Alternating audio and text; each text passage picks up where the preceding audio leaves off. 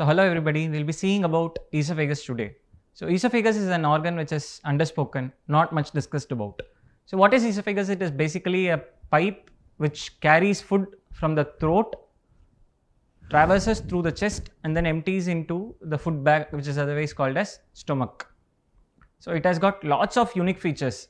Like it is one of the organs which is traversing through 3 body cavities, like it starts in the neck, it goes through the chest and it enters into the abdomen where it empties into the stomach.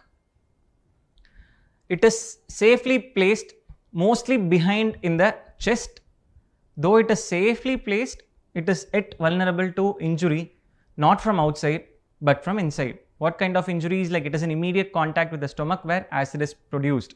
So though there is a valve which prevents the reflex of acid from the stomach into the esophagus, at times the valve doesn't work properly and that acid may come into the esophagus and can injure it. The another unique feature of esophagus is it is closely associated with the windpipe. So every organ in the body will have a skin-like thing outside, muscle in between, hollow viscous, and a skin-like thing inside, which is otherwise called as mucus.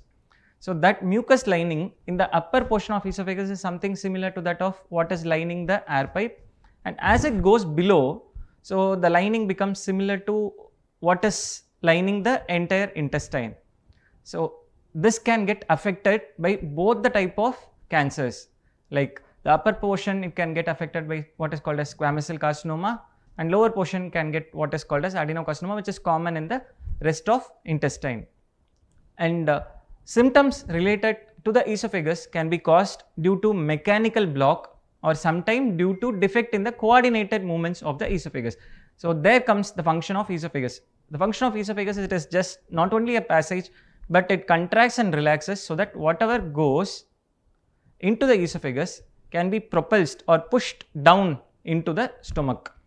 So not only the gravity which aids the passage of food from the mouth to the stomach, but also the propulsive motion of the esophagus, it can push it down.